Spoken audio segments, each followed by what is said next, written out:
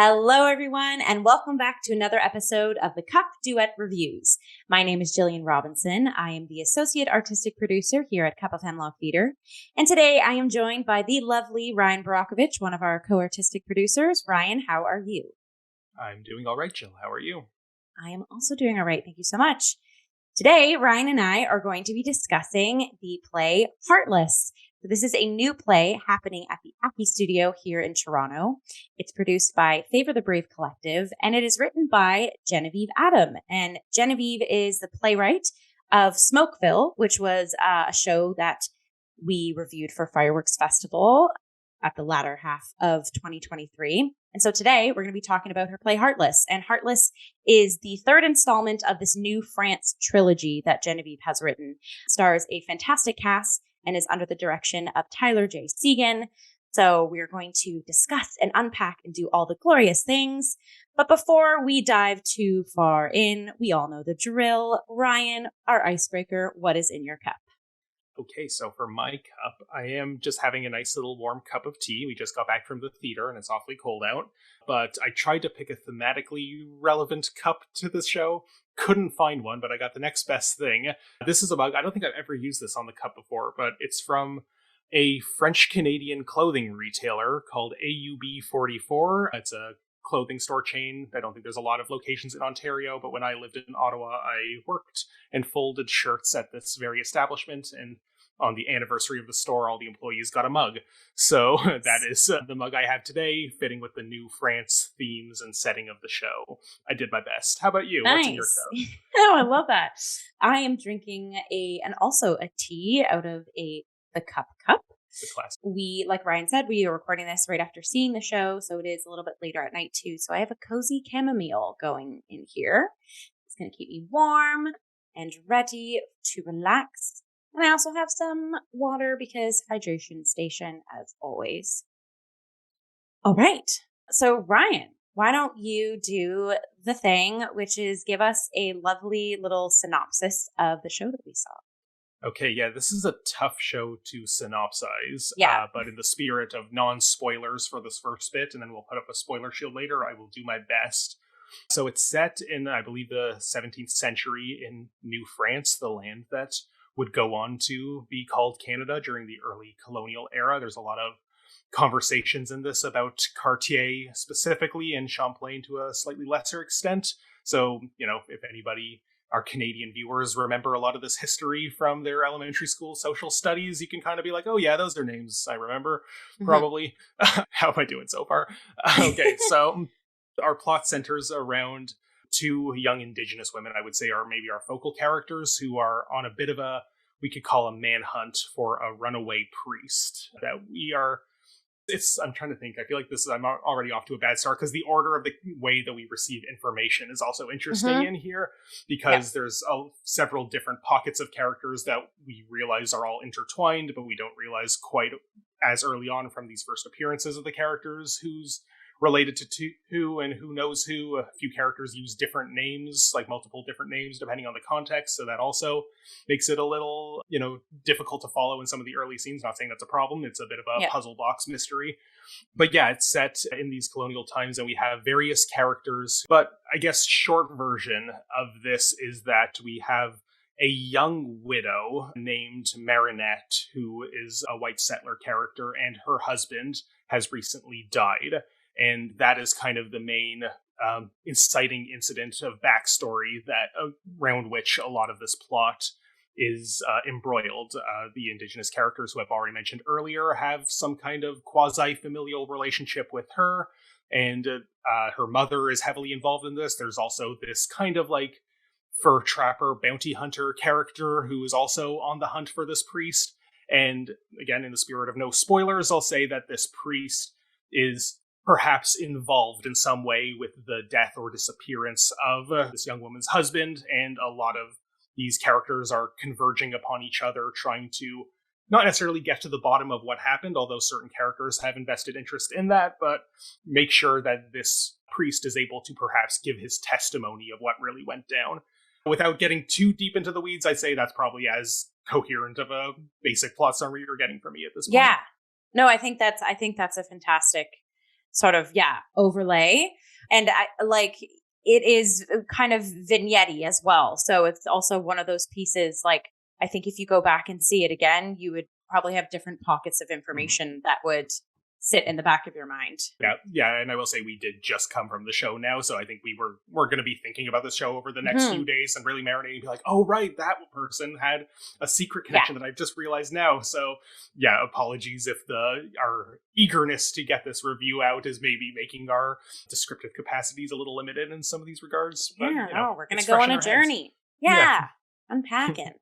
Yeah, great. So I guess we'll do our appraisals and then we can pop up our spoiler shield. Yeah, go for it. So I was like on the edge of my seat throughout the whole show because of the structure. I was constantly learning about these new characters coming into the scene and having them be like interwoven with one we just saw. I think a lot of that for me too had to do with the direction. Again, as we said, this show was in the Aki studio. So it's basically the background of that space is very black boxy. And I always say this in the reviews, I love minimalist sets where you can just really let the actors storytell and have the themes breathe in the space. And I think that was really well done here. And because we're sort of ping-ponging between learning chunks of the story from different pairs or groupings of our characters, there's a lot of like stage left action happen, they exit, and we get stage right of a different character. So you're constantly engaged, like I said, in some sort of chunk of or patch of this quilt that's being sort of like created. Yeah. So again, I guess that would have been in a lot of direction and then paired with the text. And I think I said this too in the Smokeville review, like when we talked about Smokeville, there were some moments where I think because I watch Bridgerton, I love that show. I love me a good period drama, and then get me going about like Canadian historical dramas. Like I would love, that would be like lovely to be a part of something like this. So I remember mentioning in Smokeville, I was like, oh yeah, it was like, there were some Canadian like Bridgerton moments, like very high drama and like super cool using like, Canadian historical facts. And so this piece like was that constantly. I was on the edge of my seat, similar to how I'm on the edge of my couch watching an episode of Bridgerton or The Gilded Age or Downton Abbey, right? Where you learn this about this person and then you segue to the next person. And the writing is like super captivating and strong. So yeah, shout out to the direction and playwright combo, keeping me on the edge of my seat and like fully invest. And this, I think, like you said, Ryan, too, like I'm going to be thinking about this play for like several weeks at least, because it was a thinker. Like it was constantly like, we weren't spoon fed any of the information. Like we really did have to kind of go on these characters' journeys. And some scenes to me would like, it would propel us in the storyline, but then there was other scenes that were just like two characters breathing or relating. So like it constantly had me as spectator, like staying engaged, because the content of the conversation, I'm either going to miss a piece of information or the content of the conversation is going to tell me something emotionally about that character. So yeah, I was like very, very impressed. And I think across the board, like this cast was very strong and had a ton of chemistry. The intimacy direction, I'd like to shout out to Corey Tasmania, dear friend of mine and guest on the Cup. She did the intimacy direction. And once again, like chef's kiss, I think it was beautifully, tactfully done. Storytelling at its finest, not too much, not too little. And I think the cast really embraced that. And yeah, I'm going on and on. Ryan, what are your thoughts? Fun. Yeah, like to just jump off of what you were just saying about your, agreeing with you about shouting out Corey's intimacy direction. Chef's kiss, as you said, she knocks it out of the park every time. But similar to the Bridgerton comparison that you've made, like, yeah, these plays, Smokeville and now this one, Heartless, they're sexy and salacious. They are set in the distant past where we often, I think, have this idea in our head of what a period drama should look like. And, something stuffy and stilted and, people in their fancy costumes. And, Bridgerton has obviously been a bit of a standard bearer in making period dramas of that kind. very randy in a certain way. But these plays really do seem like they're picking that up. I wouldn't be surprised if many of the other reviews compare it to Bridgerton in that same way, because I also feel like Bridgerton was in the marketing material for Smokeville. There was like an allusion to that, maybe, or maybe I'm misremembering that. So the comparison is not lost on our dear playwright here, but I think it is a very apropos comparison. Because there is a lot of, good, exciting, titillating perhaps scenes in this of these historical figures, some of whom are members of the clergy, some are, there's a lot of interracial relations going on here, and, it doesn't shy away from, allowing us to both enjoy it as the kind of titillating fare that it is, but also recognizing the broader personal, political, historical stakes that are embroiled within a lot of that romance, which I think is quite interesting and very well handled in a production like this. Sorry, do you want to add anything to that? Well, just to kind of go off of that too, and again, I mean, we will try not to be as like Heartless and Smokeville, but I think it's because we've seen it in such close succession. We will probably, talk a little bit about Smokeville peppered in here a little bit. But I think, as we kind of unpack too, like it makes me so invested in the characters that Genevieve writes. Like, and I think I mentioned this right after Smokeville, and I definitely mentioned this after Heartless today. I was like, oh my goodness, I want this to be like a mini series on, like, I think you had said, like CBC Gem, pick this up, because it's like, CanCon. And it's just like, there's so many layers that even when the show was done, I was so invested in all of these characters, and I want to know their backstories. I want to see spinoffs or like beefier scenes. And I think something, like a mini series, like an Alias Grace or something, for instance, right, could definitely be like the next house for something like this. And I think when you brought that up, like as we were walking away from the theater, and I had the exact similar thought there that yes, this one, it's Canadian content, so CBC Gem, don't sleep on this. Like, this is kind of perfect for that type of format, or even CBC proper. Who am I to limit you to the online streamable stuff? But we talked about how Kim's Convenience, started in Toronto Fringe, and then went to Soul Pepper, and then made it, a huge, bigger name for itself on television. And this kind of thing, really does feel like there's a bit of maybe Game of Thrones energy there, a little bit of Outlander. I know is a show you enjoy. That Alias Grace is something you mentioned, but maybe more kind of topically relevant. But and I think part of why I feel that way, and I don't mean this as a denigrating comment by any regard, but I don't feel like this has to be a play. Like, it's not particularly theatrical. It's dramatic, certainly dramatic.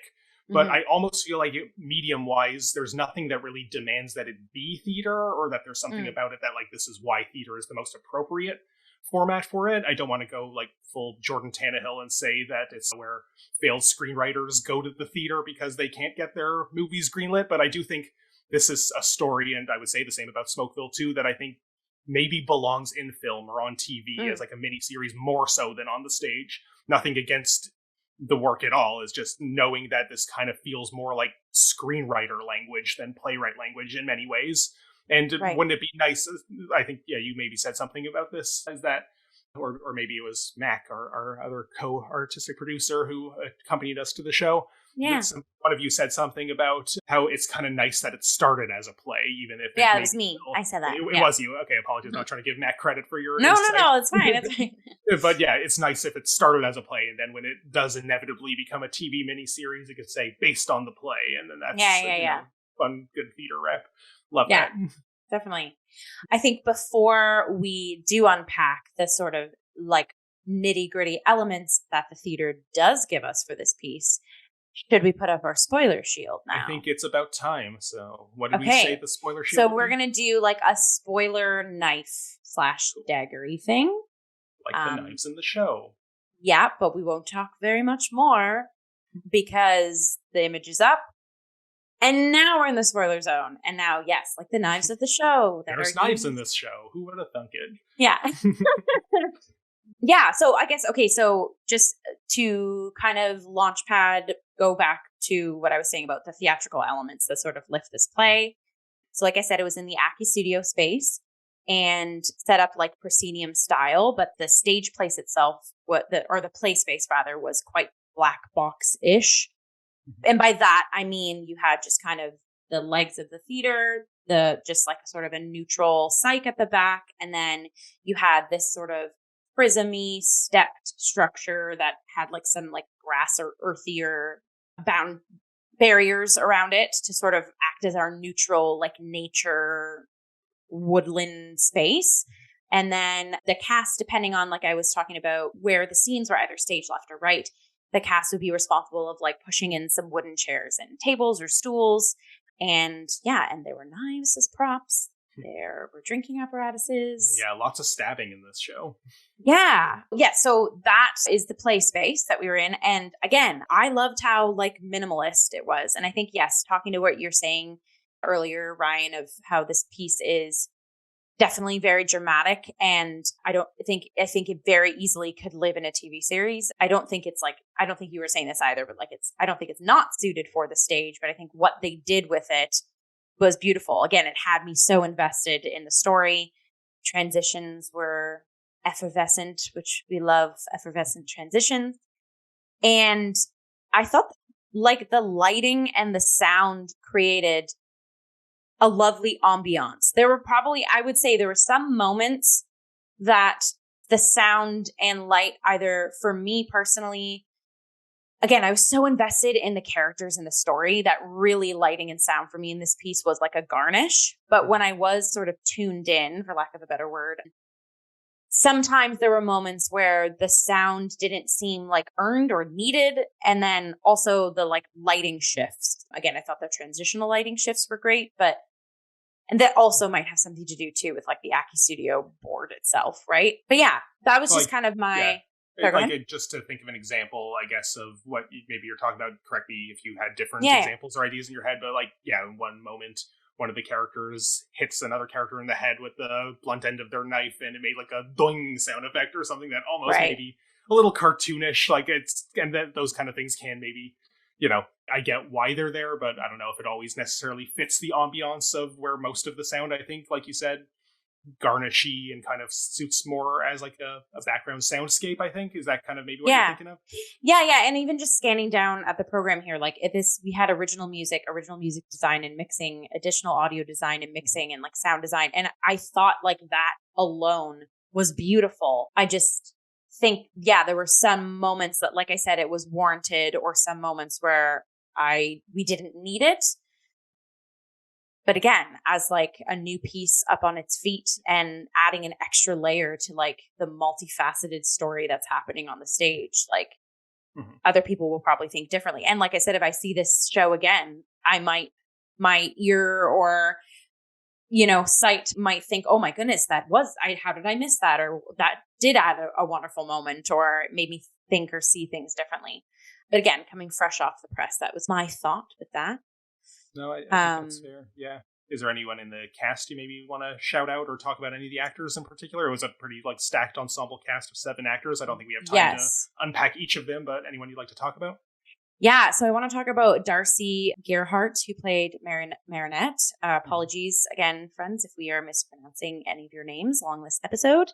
But Darcy had directed Smokeville, the show that we saw with Fireworks Festival, and also Genevieve Adams' other piece of theater. And so it was really lovely to see her act in this, and like brilliant, like so just perfection. I'm like, keep your eyes open for Darcy, because just like her, just speaking at it from like an actor point of view, like her confidence in physique and knowing, the mannerisms and tenacity that women of that time would have, and just like her donning the new France apparel of a woman like herself who kind of inherits her dead husband's fur trading business. Like, so it just like the little pieces of information we got to present this character lived in her from the get-go. And then also as the show went on, we got to know bits and pieces of what I'm assuming Darcy has in the back of her mind of Marinette's backstory. And it certainly, again, added more layers to the piece. Just like exquisite acting. I felt like I was watching like Outlander or Bridgerton in some moments. So yeah, and then also I know Ryan, you and I talked about this too because it's happened in Smokeville as well. But in Genevieve's plays, there's contemporary language that is involved either in a contemporary setting in the sense of Smokeville, but in this show too, we had contemporary language peppered in throughout this show that took place in the 17th century, and I thought the whole cast did a pretty good job of helming that sort of language shift. But I thought like Darcy was a real standout of, even when there were some lines that were a bit more contemporary, like she said them with the verve of a woman of that time, which I think is dramaturgically brilliant and a lovely way of taking stuff from the past and putting it to now and having that sting be on the tip of your tongue. Yeah. So just phenomenal. Keep your eyes peeled for Darcy. That's what I got to say on that. What about you? Do you have any? Yeah, I feel the need to give a special shout out to Montana Adams, who has been a guest on the Cup before. She was in our Warhorse episode. Maybe that's floating on your screen if you're watching this on YouTube right now. But yes, Montana and I go way back. I was actually her TA, or she was a student when I was a TA at U Ottawa, where we went go GGs. Nice. Hi, Montana. I didn't realize you were in Toronto now. That's cool. But yes, it's yeah. She did a great job in her character, whose name I forget. I have it written here. Sheuga. I hope I'm pronouncing that right. That's the thing. A lot of the characters' names kind of like blip back and forth in this show, so apologies if we don't like catch all of them. But she does have quite a great stage presence. There's a bit of a stoic, quiet dignity that she does apply to this character. One who is rarely the central figure in most of the storylines as they're happening, but she plays a very important role in basically every scene that she's in. And so I would like to, and hey, we're past spoilers now, she commits a murder on stage. She stabs the priest. She stabs the priest, but she does it with, like, it's not in any kind of, like, vindictive or hateful way. There is like an honor to it that I thought really shined through in her portrayal of the character. So wanted to make sure we gave a special shout out there. Yeah, absolutely. And I had mentioned this before too. Like, I think this cast had a really lovely like network of chemistry going on throughout the whole thing. And even though there's it's funny, like the story tells us as we go along the journey with them, like people are in like connected in some shape or form, but there's now kind of, as we're unpacking this episode and reflecting on it, that their characters some of them don't ever cross paths, or if they do, they're crossing paths like in like a blip of a moment, or there's some characters that you do get a pretty good fleshed out, idea of what their relationship is, but others you kind of don't. Like they get a knife to their throat and then you exit, Yeah. But again, I thought everyone was really quite genius in the way of packing a lot of like baggage and layers in their individual selves. And then that just made the blueprint of the whole piece come alive. Yeah, agreed.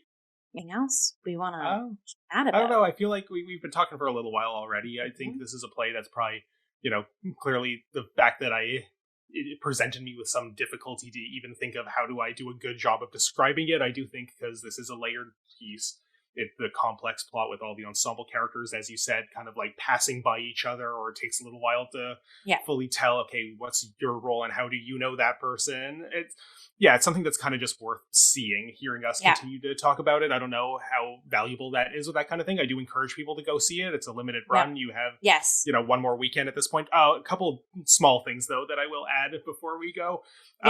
One, because this is credited as being part of the new France Trilogy. Genevieve's plays, 3 of them. I believe this is, as we saw, the 3rd play in that trilogy, of which I don't believe Smokeville was one of them. I think that's its own separate standalone piece. I couldn't tell you what the other 2 plays in the trilogy are, but in the program, there's this interesting little thing that we will put a link to in the description here. I was going to mention this, where, okay, sorry if I'm stealing your thunder for mentioning it. I just didn't want us to go. It felt like we were approaching the conclusion. I'm like, but wait. That I have the program here on my phone. Let me just read the exact copy here because I think it's neat. Did you love the show and want more New France stories? Well, all 3 plays have been adapted for audio. We're still in post-production, but just fill out the form below if you'd like us to let you know when they're released. And there's this link to a form.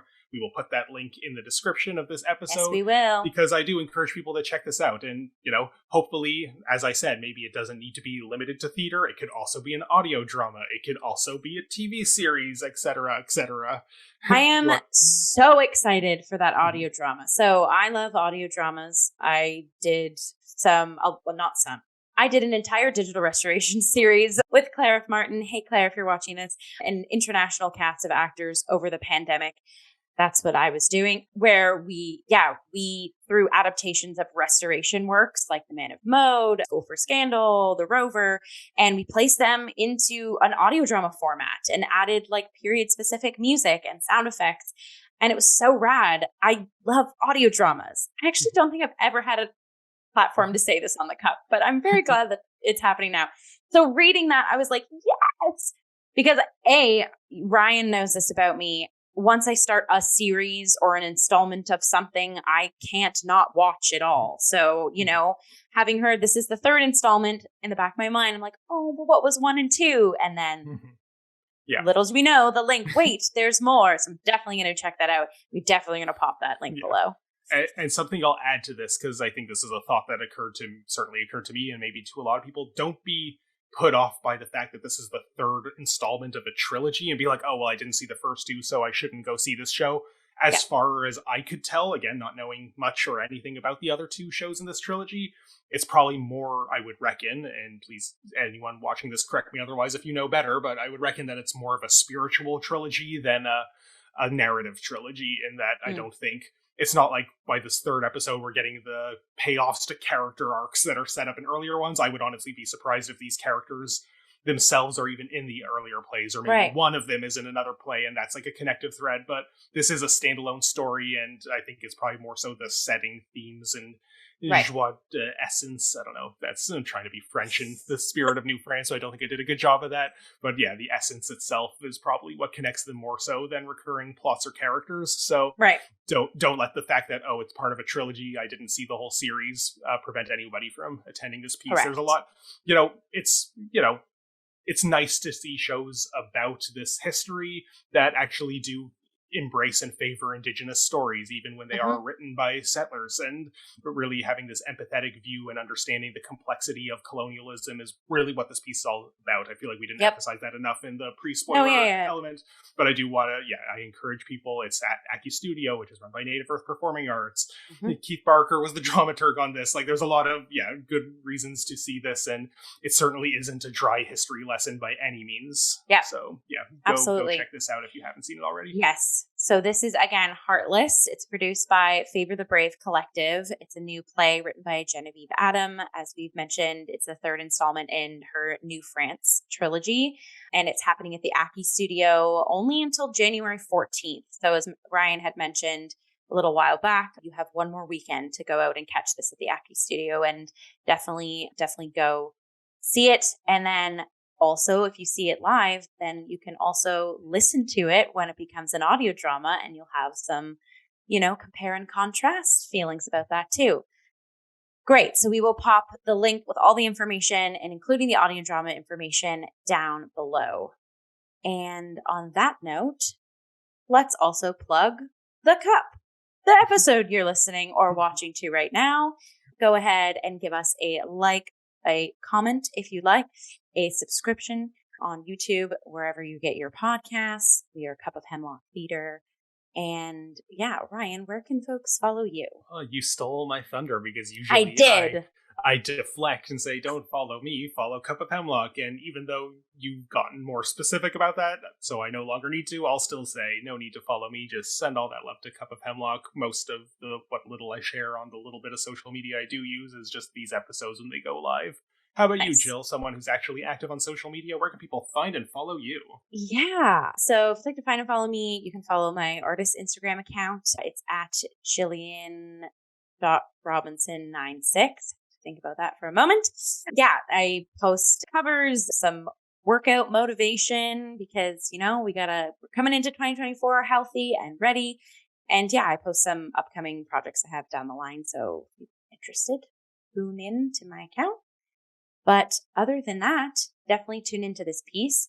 And there's so much theater coming up in Toronto and across the country. So, folks, 2024 is just beginning. Get on out there, support the arts, stay healthy, stay well. And we'll catch you next time on the Cup.